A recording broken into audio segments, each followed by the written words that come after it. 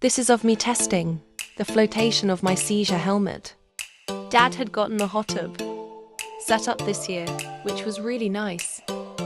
I tested my helmet first with just the jets on, and later I turned the bubbles on to see if it keeps my face above water enough.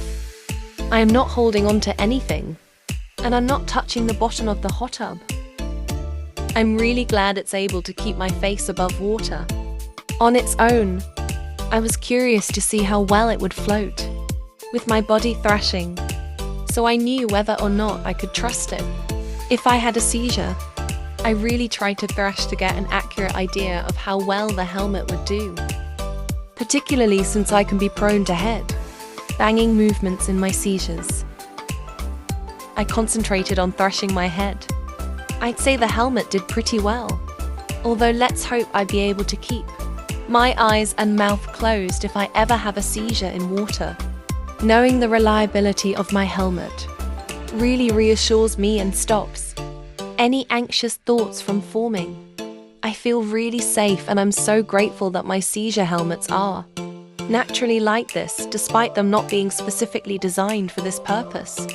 Swimming helmets cost an arm and a leg, so the fact that I can use my regular seizure helmet is so ideal.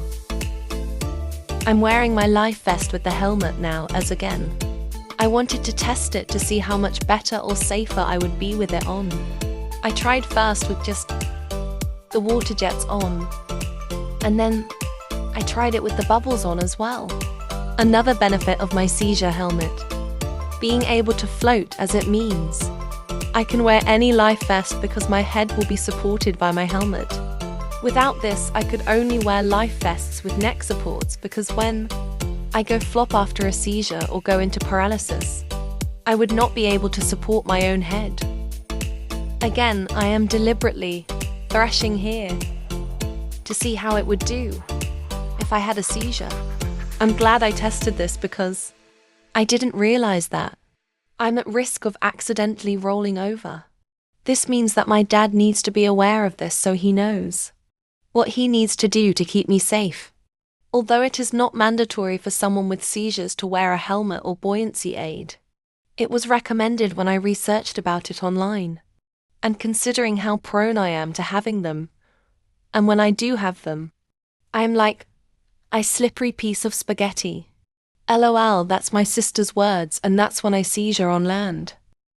I can only imagine how much more slippery I would be seizing in water, so having the life vest and helmet do most of the work by making me float doesn't just put me at ease, but also my dad and lifeguards too. I don't like how I stick out like a lollipop in public, but I value my life and safety over that, and why should I have to miss out on swimming and water parks, especially since I love being in water? I am grateful that there are reasonable adjustments and equipment out there so that people like me don't have to miss out and not risk our lives whilst we're at it.